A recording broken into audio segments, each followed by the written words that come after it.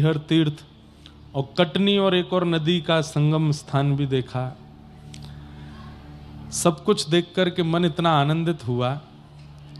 विजय राघव गढ़ के लोगों ने इतना प्रेम, इतना स्नेह वहां पर प्रदान किया। पर सबसे आधुनिक दर्शन जो हमको आज प्राप्त हुए हैं, महाप्रभु जगन्नाथ जी विराजमान हैं विजय राघव गढ़ में। और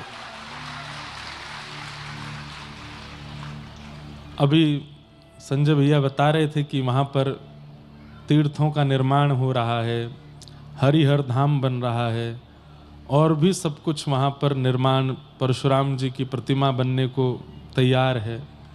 भारत का एक ऐसा आधुनिक तीर्थ वहाँ स्थापित होगा जहाँ सारे तीर्थ विद्यमान होंगे, यहाँ से 20 मिनट 40 मिनट की दूरी पर ये सब तीर्थ तभी आ सकते हैं जब महाप्रभु जगन्नाथ जी वहाँ विराजमान होंगे। और ये बात निश्चित है। हमको तो आज पता चला कि वहाँ रथ यात्रा भी होती है, महाप्रभु जगन्नाथ जी का रथ में बैठकर के यात्रा भी करते हैं। और इतना सुंदर अद्भुत दर्शन हमको महाप्रभु जी का वहाँ हुआ कि पूज्य बड़े महाराज जी, मतलब हमारे दादा गुरुदेव, उनके द्वारा वहाँ पर जगन्नाथ जी विराजमान हुए। पूज्य पिताजी महाराज की 3 बार विजय राघवगढ़ में कथा भी हो चुकी। एक बार तो अपने मंदिर परिसर में ही हुई, 2 बार हुई महाराज जी, एक बार हुई, एक बार वहाँ हुई 99 में, सन 99 में एक बार और कथा हुई। एक बार संजय भैया ने कराई थी वहाँ पूज्य पिताजी की कथा। तो पिताजी का भी तभी फोन आया, तो बोले कहाँ हो? मैंने कि पिताजी विजय राघवगढ़ आए हैं। तो बड़े आनंदित, सारी स्मृतियां याद कर रहे थे कि वहाँ हमने कथा सुनाई थी, तब बड़े महाराज जी विराज के सुनते थे कथा। पूरी सब स्मृतियां साझा कर रहे थे। तो इतना अद्भुत वहाँ का सब किले का दर्शन, वहाँ के लोगों से मिलना। फिर हमारे परम पूजनीय प्रातस्मरणीय रसस्वरूप श्री अयोध्या के परम पूजनीय श्री राम हर्षण दास जी महाराज का भी वहाँ पर स्थान था। वहाँ पे साक्षात जैसे हमारे अयोध्या में श्री कनक बिहारी बिहारिणी जी विराजमान हैं, बिल्कुल वैसे ही श्री रघुनाथ जी का दर्शन भी हुआ। इतने अद्भुत अद्भुत स्थानों का सब दर्शन आज वहाँ करके आए। मन बहुत आनंदित हुआ, मन बहुत प्रसन्न हुआ। हमें तो वास्तव में ऐसा लगा कि 2 दिन से हम जगन्नाथ जी को इतना याद कर रहे थे, तो जगन्नाथ जी ने हमको बोले कि अब तू पुरी तो ना जा पा रहा हूँ, यहाँ आ जा, यहाँ हम बैठे हैं, यहाँ हमारो दर्शन कर जा। कल हमें कोई बोले कि जगन्नाथ जी कटनी में भी विराजमान हैं, ऐसा भाव हमको कहीं से विराजमान है कटनी में। कटनी में भी श्री जगन्नाथ जी का दर्शन, यहाँ पे भी रथ यात्रा होती है। वाह भैया, या बार की रथ यात्रा में और जोर शोर से करी हूं, ऐसा आनंद होवे महाराज। अब देखिए, रथ यात्रा पूरे विश्व में होती है, पर प्रचार जगन्नाथ जी का तो चलिए, जगन्नाथ महाप्रभु जी की तो रथ यात्रा प्रधान है ही, पर और भी कई नगरों के नाम आते हैं कि वहां की नगर की रथ यात्रा बहुत अच्छी हुई, वहां की नगर की रथ यात्रा बहुत अच्छी हुई। सब कटनी वासी मिलके हमको इस कथा की दक्षिणा दीजिए कि इस बार कटनी का नाम आवे कि ऐसी रथ यात्रा हुई जगन्नाथ जी की। आप लोग तन मन धन से अभी से लग जाइए, महाप्रभु जी की रथ यात्रा ऐसी हो कि इस बार कटनी के प्रचार में भी नाम आवे, हमारे दिल्ली तक, वृंदावन तक भी प्रचार में नाम आ जाए कि महाराज रथ यात्रा मध्य प्रदेश के कटनी में विजय राघवगढ़ में हुई जगन्नाथ जी की। अब अहमदाबाद का नाम आता है, बंबई का नाम आता है, विदेशों के भी नाम आते हैं कि वहां पर भी रथ यात्राएं बहुत अच्छी हुई। पर जब महाप्रभु जी साक्षात कटनी में विराज रहे हैं, विजय राघवगढ़ में विराज रहे हैं, आपको सत्य बताएं, महाप्रभु जी की रथ यात्रा, श्री जगन्नाथ जी की रथ यात्रा, कई पुराणों के मतों से अगर आप देखें तो जब ठाकुर जी रथ में बैठ करके निकलते हैं, उस समय के ठाकुर जी का दर्शन जन्म से लेके अब तक के तो सही, पूर्व जन्मों में भी हमसे कोई अपराध बना होगा, उस समय के ठाकुर जी के दर्शन से सब नष्ट हो जाता है। उस समय वो महाप्रभु भेष में होते हैं। जैसे कोई राजा निकलता है दिग्विजय पर और अपने नगर के सब लोगों की पीड़ा का हरण करता हुआ चलता है, ऐसे ही एकमात्र महाप्रभु जगन्नाथ जी हैं पूरे ब्रह्मांड में जो रथ पर बैठ करके निकलते हैं और अपने सब जनमानसों की पीड़ा का हरण कर लेते हैं, सबको नष्ट करते हुए, समाधान करते हुए चलते हैं। तो इस बार कटनी वासी, अब आप लोग करेंगे कि नहीं ये तो आप जानो, हम तो कह देंगे कि इस बार की रथ यात्रा ऐसी जोरों की हो, ऐसी जोरों की हो महाराज, कि कटनी का प्रचार पूरे विश्व में हो जाए कि ऐसी रथ यात्रा कटनी में हुई, विजय राघवगढ़ में हुई। वहाँ के महाप्रभु जी तो अद्भुत रूप से हमारे गुरु स्थान पर, अब ये रंगनाथ मंदिर हमारा एक प्रकार से गुरु स्थान हो गया कटनी में, क्योंकि हमारे दादा गुरुदेव का स्थान है, तो इसलिए हम इस स्थान के बालक हैं। जैसे हमारे सब विप्रदेव हैं, हमारे सब गुरु भाई यहाँ बैठे हैं जो इस स्थान में सेवा कर रहे हैं, हम भी सेवा भाव से ही आए हैं कटनी में कथा करने, अपने गुरु स्थान को कथा सुनाने आए हैं। तो हमारा गुरु स्थान है रंगनाथ मंदिर, हमारा गुरु स्थान है विजय राघवगढ़ का श्री जगन्नाथ जी और हनुमान जी का वहाँ जो स्थान है, ये हमारा गुरु स्थान है। तो हम तो बस अपने सब गुरु भाइयों से प्रार्थना कर सकते हैं कि ऐसी रथ यात्रा हो कि महाप्रभु जगन्नाथ जी का कटनी विजय राघवगढ़ से प्रचार पूरे विश्व में हो जाए कि यहाँ भी रथ यात्रा का स्वरूप हुआ। और बाकी आप सब लोगों के सगे भैया से भी बढ़कर के हमारे संजय भैया आप लोगों के संग हैं, इनको भी हम कह जाएंगे, निवेदन कर जाएंगे कि ऐसी रथ यात्रा इस बार विजय राघवगढ़ में और कटनी में हो कि पूरा विश्व यहीं दृष्टि डाल करके देखे कि भाई रथ यात्रा हुई है। कथाओं के क्षेत्र में, बड़ी बड़ी कलश यात्राओं के क्षेत्र में कटनी की एक प्रसिद्धि है ही। अब की बार की प्रसिद्धि जगन्नाथ जी के रथ यात्रा से हो, और इसके लिए संतों को आमंत्रण करना पड़े और तिथि ऐसी रखी जाए कि किसी को आने में विघ्न भी ना हो, वहाँ की रथ यात्रा से थोड़ी विलग हो और आनंद से रथ यात्रा का क्रम बने, महाप्रभु जी प्रसन्न हो जाएंगे। तो आज मन बहुत प्रसन्न था, हम भागे तो बहुत, लेकिन जगह जगह लोगों ने रोक करके इतना प्रेम दिया तो फिर पहुंचने में थोड़ा विलंब हुआ, लेकिन महाप्रभु जी के दर्शन करके हृदय को बहुत प्रसन्नता है, बहुत शांति है। अब एक दिन कटनी के जगन्नाथ जी को भी दर्शन करने जाएंगे, यहाँ के स्वरूप कैसे विराज रहे हैं, कैसी सेवा आप लोग करते हैं यहाँ के ठाकुर जी की, उसका भी अनुभव करने जाएंगे। तो बहुत सुख मिला, बस उसी सुख के भाव में अभी तक बैठा हूं। एक निवेदन और करें, महाराज जी विराज रहे हैं, आप सब लोग जगन्नाथ जी का यहाँ भी दर्शन करते हैं, विजय राघवगढ़ में भी जगन्नाथ जी हैं। महाप्रभु जी को सबसे ज्यादा प्रिय दो भाव हैं, एक तो ठाकुर जी को महाप्रसाद का भोग लगना चाहिए जगन्नाथ जी को, दूसरा गीत गोविंद ठाकुर जी को बहुत प्रिय है। श्री जयदेव महाप्रभु के द्वारा कृत जो गीत गोविंद अष्टपदियां हैं इतनी प्रिय लगती है महाप्रभु जी को कि श्री नाभा जी भक्तमाल जी में कहते हैं कि ता सुनवे राधा रमण अवश्य पधारे। अगर कोई व्यक्ति गीत गोविंद का पाठ करता है तो महाप्रभु जगन्नाथ जी एक क्षण के लिए ही सही, एक क्षण के लिए ही सही, ब्रह्मांड छोड़ करके उस व्यक्ति के सामने आके एक क्षण के लिए खड़े हो जाते हैं जब व्यक्ति गीत गोविंद गाता है। अनुभव कराएं आपको, 2 मिनट के लिए सब लोग नेत्र बंद कर लीजिएगा और यदि याद हो तो हमारे साथ गाइएगा, नहीं याद हो तो शब्द सुनिएगा। आपको ऐसा लगेगा कि महाप्रभु जी आए हैं, और लगेगा नहीं, महाप्रभु जी आएंगे। ये गीत गोविंद को वचन दिया है ठाकुर जी ने कि पूरे ब्रह्मांड में जहां कहीं भी कोई गाएगा मैं निश्चित जाऊंगा। 2 मिनट के लिए महाप्रभु जी को स्मरण करो, देखना ऐसा लगेगा कि महाप्रभु जी आ गए हों। श्रित कमला कुच मंडल धृत कुंडल धृत कुंडल कलित ललित वनमाल जय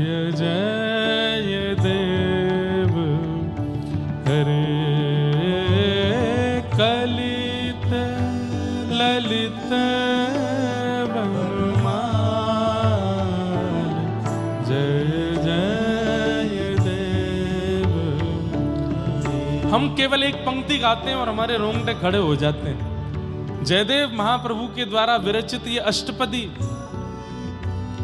जयदेव महाप्रभु के इस भाव को नाभाजी कहते हैं। एक माली की बेटी बैगन के बगीचे में जाकर के गा रही है। महाप्रभु जगन्नाथ जी मंदिर छोड़ करके आ गए। लौट करके जब गए तो वस्त्र फटे हुए मिले। पुजारियों ने पूछा, जय जय कहां गए थे? बोले, एक माली की बेटी बैगन के बगीचे में गा रही थी, सुनने गया था। एक हिंदू व्यक्ति गीत गोविंद का पाठ करता था और उसका मित्र एक मौलवी था। उस मौलवी ने कहा कि मुझे तुम्हारे ईश्वर का दर्शन करना है, कोई तरीका बताओ। तो उन हिंदू महापुरुष ने गीत गोविंद दिया। बोले, लो इसका पाठ करना, और पाठ करते समय सामने एक आसन बिछा देना, आसन पर थोड़ा जल छिड़क देना, शुद्ध पवित्र, और ठाकुर जी से कहना मैं गीत गोविंद गा रहा हूं, आप आ जाओ। मुस्लिम मौलवी गीत गोविंद का पाठ करते थे।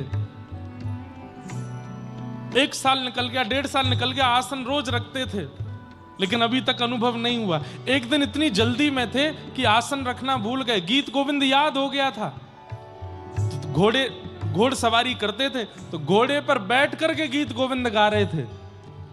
गाते गाते थोड़ी देर में क्या अनुभव करते हैं कि एक श्याम वर्ण का बालक घोड़े के सामने दौड़ रहा है, और सीधे नहीं दौड़ रहा है, उल्टा दौड़ रहा है, दोनों भुजा उठा करके ऊपर। उल्टा दौड़ते हुए उस बालक को देख करके मौलवी ने अपना घोड़ा रोका। अरे बालक, तुम कौन हो और ये उल्टे कैसे दौड़ रहे हो? ठाकुर जी कमर पे हाथ धर के बोले, रोज तो आसन धरे सामने, आज तेने आसन ना लगाया तो चल चल के तेरो गीत गोविंद सुन रहा हूं। मौलवी तुरंत घोड़े से नीचे उतर गए, हाथ जोड़ लिए, दंडवत प्रणाम किया। बोले, आप हिंदुओं के नाथ हो? नहीं, हम जगत के नाथ हैं, हम जगन्नाथ हैं, हम सबके नाथ हैं। हिंदुओं के नाथ नहीं है, हम सबके नाथ हैं। हम जीवों के भी नाथ हैं, हम मछलियों के भी नाथ हैं, हम आकाश में उड़ने वाले पक्षियों के भी नाथ हैं। इसीलिए तो नाम जगतनाथ है, जगन्नाथ है। कोई हिंदू नहीं, कोई मुस्लिम नहीं, कोई ईसाई नहीं, कोई कुछ और नहीं, सब मेरे हैं। इसीलिए भले ही मंदिर में अलाउ नहीं है सबका जाना, नियम है जगन्नाथ मंदिर में कि गैर हिंदू प्रवेश नहीं कर सकते। अब लोग बाग इस पे प्रश्न उठाते हैं, ये कैसे जगन्नाथ जो किसी और को आने नहीं देते? अरे भाई, इसलिए जगन्नाथ है क्योंकि एकमात्र ऐसे ठाकुर हैं जो मंदिर से बाहर भी तो आते हैं सबसे मिलने के लिए। साल के वह 15 दिन जब ठाकुर जी मतलब ऐसा कह रहे हैं, तुम मेरे पास क्यों आ रहे हो? तुम चिंता मत, घर में जाके आराम करो, घर में जाके तान दुपट्टा सो, प्रतीक्षा करो मेरी। एक दिन मैं बाहर निकल के आऊंगा, तब मेरा दर्शन कर लेना। तुम मेरे घर क्यों आ रहे हो? मैं आ जाऊंगा बाहर। सबको दर्शन देते हैं ठाकुर जी, चाहे मुस्लिम आ जाए, चाहे अंग्रेज आ जाए, चाहे कोई भी आ जाए, सबके लिए महाप्रभु जी निकल करके आते हैं। ऐसे जगन्नाथ महाप्रभु, उन्हें गीत गोविंद अति प्रिय है, अति प्रिय। महाराज जी जानते हैं, आज भी जगन्नाथ महाप्रभु गीत गोविंद हृदय से लगा करके सोते हैं रात्रि में, इतना प्रिय है। इसलिए कम से कम कटनी वासी, विजय राघवगढ़ वासी और इस क्षेत्र के निवासी जगन्नाथ प्रभु के लिए इतना तो कर सकते हैं कि गीत गोविंद याद कर लीजिए। संस्कृत में है लेकिन याद कर लीजिए और जाकर के सुनाइए जगन्नाथ जी को। और नहीं जाके सुना सकते तो अपने घर में बैठ के सामने आसन रख दीजिए और बस आवाहन करो, ठाकुर जी आ जाओ, आप हमें याद करेंगे। गीत गोविंद के पाठ के बीच में आपको अनुभव होगा कि सामने कोई बैठा है और सुन रहा है। ऐसा ये गीत गोविंद है। अरे कौन कहता है कि ठाकुर जी का अनुभव नहीं होता? भगवान का केवल नाम और कथा सुना दी जाती है, भगवान दिखाई नहीं देते, भगवान का अनुभव नहीं होता। मान के तो देखिए हमारी बात, महाप्रभु जी का अनुभव होगा आपको। जय जय देव हरे कलित ललित वनमाल।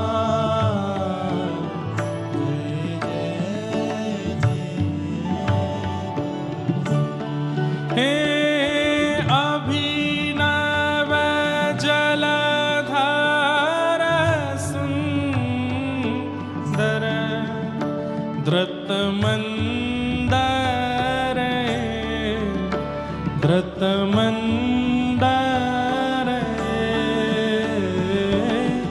श्रीमुख चंद्र चकोर जय जय देव हरे श्रीमुख चंद्र चकोर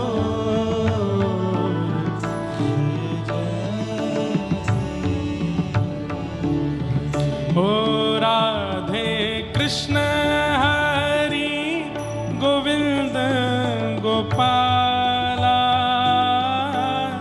नंद जी को लाला यशोदा दुलारा राधे कृष्ण हरि गोविंद गोपाला नंद जी को लाला यशोदा दुलारा जय जय देव हरि जय जय देव ओ जय जय देव हरि श्री जगन्नाथ महाप्रभु की जय देव है। इसलिए आप याद कर लोगे, इसको याद कीजिए और अपने जगन्नाथ जी को नित्य सुनाइए। आप अनुभव करने लगेंगे कि महाप्रभु जी आपके बगल में बैठे। इतना प्रिय है ठाकुर जी को गीत गोविंद। तो बहुत सुख मिला आज विजय राघवगढ़ में जगन्नाथ जी का दर्शन करके, वहाँ का किला देख करके। और अब तो तीर्थ हरिहर तीर्थ निर्माण होगा, आपके सारे तीर्थ ही यहीं आ जाएंगे सबका अनुभव करके।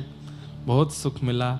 अब रथ यात्रा की तैयारियां कर दीजिएगा, कथा के बाद खूब जोर शोर से रथ यात्रा निकले, ऐसा भाव। और हमें चित्र भिजवा दीजिएगा, हम देखेंगे कि कटनी में कैसी रथ यात्रा हुई, कैसा अनुभव आप लोगों ने किया। यहां पर देखो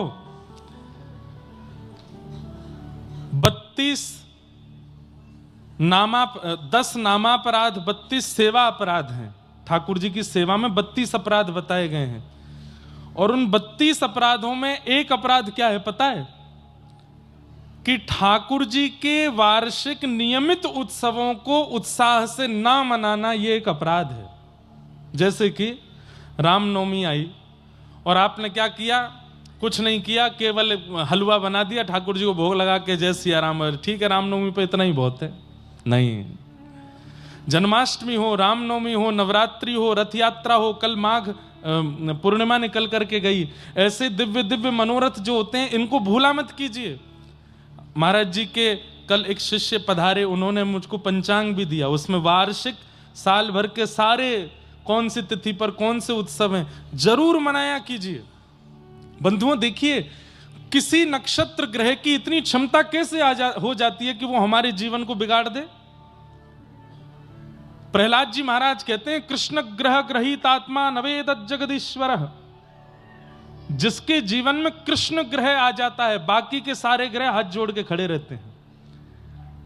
शनि ने कुछ बिगाड़ा, राहु ने कुछ बिगाड़ा, किसी और ग्रह ने कुछ बिगाड़ा, आपके जीवन में उथल पुथल क्यों हो जाती है?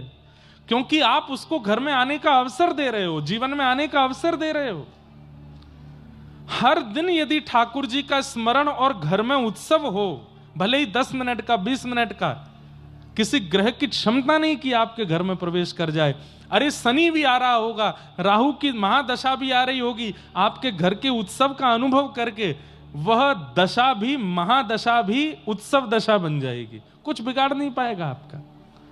इसलिए कम से कम हर दिन ना करके महीने 2 महीने में जो ये उत्सव आते हैं, विशेष उत्सव, अपने घर को फूलों से सजाया कीजिए, ठाकुर जी की सेवा खूब आनंद से किया कीजिए, रसोई में अच्छे अच्छे पकवान बनाया कीजिए, ब्राह्मणों को घर पर बुला करके उनका सत्कार किया कीजिए।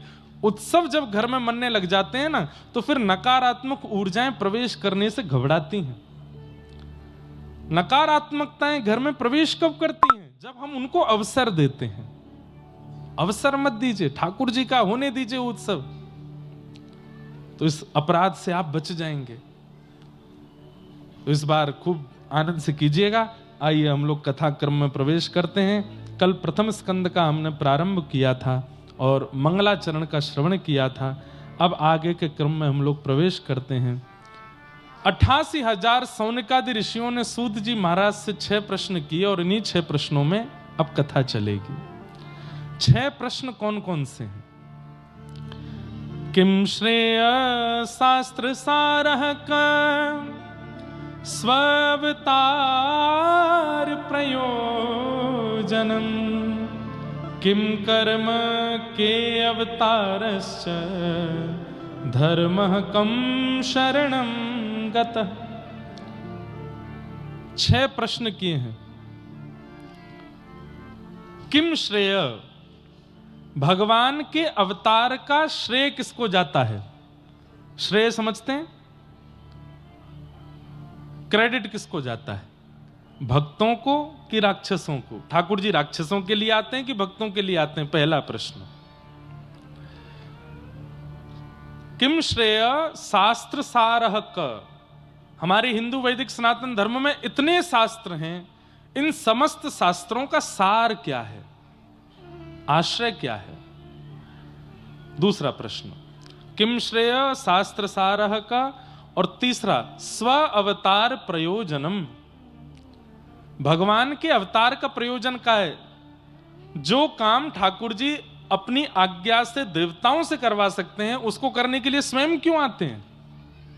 अरे वो परमात्मा है, वो अपनी इच्छा शक्ति से कुछ भी कर सकते हैं, तो फिर वो स्वयं क्यों आते हैं? अरे रावण को मारने के लिए राम जी को आने की आवश्यकता नहीं है। वाल्मीकि रामायण में एक संदर्भ में भगवान श्री राम कहते भी हैं इस बात को, बोले जितनी देर में लक्ष्मण अपनी पलक झपकते हैं, इससे भी कम समय में मैं यहीं बैठे बैठे रावण को मार सकता हूं, मुझे लंका जाने की आवश्यकता नहीं। अरे लंका बहुत दूर की बात, ठाकुर जी को अवतार लेने की आवश्यकता नहीं, वो वहीं बैठे बैठे चिंतन करने लग जाएं तो रावण जैसे का जन्म ही ना हो, तो फिर ठाकुर जी अवतार क्यों लेते हैं? स्व अवतार प्रयोजनम। चौथा प्रश्न किम कर्म, भगवान क्या कर्म करते हैं, क्या उन्हें भी कर्म बंधन होता है? पांचवा प्रश्न के अवतारश्च, भगवान के अवतार कितने हैं? कोई कहता 10, कोई कहता 11, कोई कहता 24। और अंतिम प्रश्न, भगवान गीता में कहते हैं धर्म संस्थापनार्थाय संभवामि युगे युगे, मैं धर्म की स्थापना करने के लिए आता हूं। स्थापित करके भगवान तो चले जाते हैं, फिर धर्म की रक्षा कौन करता है? उस स्थापित धर्म का पालन कौन करता है? उस स्थापित धर्म की संरक्षणा किसके द्वारा होती है? ये 6 प्रश्न है। सबसे पहला प्रश्न क्या था? किम श्रेय, भगवान के अवतार का श्रेय किसको जाता है? भक्तों को कि राक्षसों को? अब मैं पूछूंगा तो आप सब लोग भक्त ही बोलोगे, लेकिन प्रमाण यदि मांगूंगा तो प्रमाण नहीं दे पाओगे। भगवान के अवतार का श्रेय भक्तों को ही जाता है, ठाकुर जी राक्षसों के लिए नहीं आते। हमारे पूज्य पिताजी महाराज इस संदर्भ में बहुत अच्छा एक उदाहरण देते हैं। मान लीजिए मुझे कटनी आना था एक विवाह में, लेकिन हमारे परपर दादाजी महाराज ने कटनी में एक निवास बना रखा था, घर था, सालों से बंद पड़ा है। तो मैंने क्या सोचा कि भाई जाना विवाह में है, लेकिन इसी बहाने अपनी पुश्तैनी मकान को भी देख आएंगे, वहां थोड़ी साफ सफाई कर आएंगे।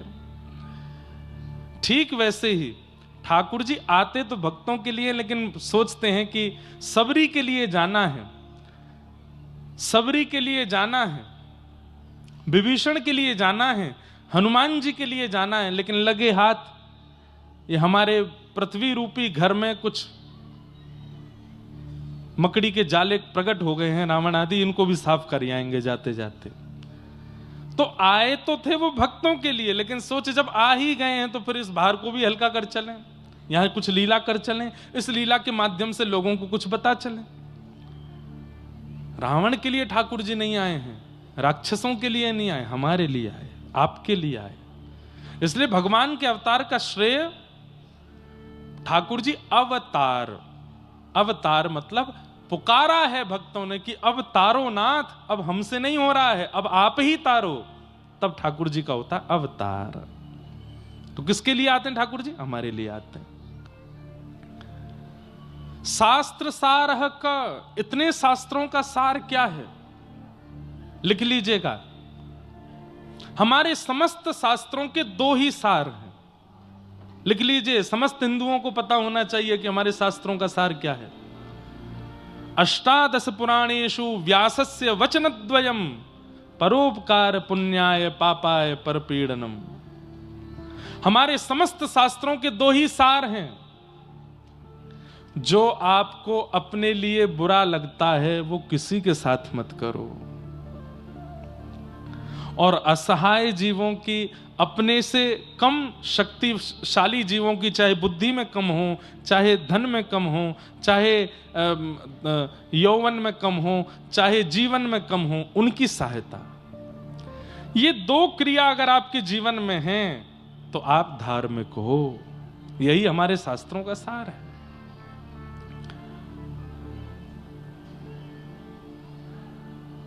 स्व अवतारश्च, भगवान स्वयं अवतार क्यों लेते हैं?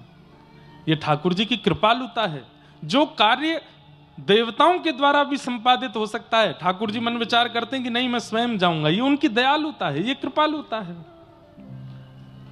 किम कर्म, भगवान का कर्म क्या है? अहम भक्त पराधीन, अपने भक्तों की पराधीनता। के अवतारश्च, भगवान के अवतार कितने हैं? तो श्रीमद् भागवत कहती है अवतारा संख्येय, संख्या नहीं है अवतारों की। इस वक्त हम कटनी में बैठ के कथा सुन रहे हैं, इस वक्त भी ठाकुर जी का कहीं अवतार हो रहा होगा, कहीं किसी भक्त पर कृपा कर रहे होंगे, कहीं किसी भक्त के यहां ठाकुर जी अनुग्रह प्राप्त करवा रहे होंगे। असंख्य अवतार हैं भगवान के, कोई संख्या नहीं है, निश्चित नहीं है। और अंतिम प्रश्न किया, धर्म कम शरणम गतः। ठाकुर जी धर्म स्थापित करके चले गए, ठाकुर जी के जाने के बाद धर्म कहां गया? हम सब प्राणी मात्र की शरण में, हम लोग ही धर्म की रक्षा करते हैं। इसीलिए प्रसिद्ध वाक्य है, धर्मो रक्षति रक्षित। तुम धर्म की रक्षा करो, धर्म तुम्हारी रक्षा करेगा। हम सबको उत्तराधिकारी बना करके गए ठाकुर जी। भाई मैं लीला पूरी करके जा रहा हूं, अब रामायण पढ़ो, भागवत पढ़ो, गीता पढ़ो, गुरु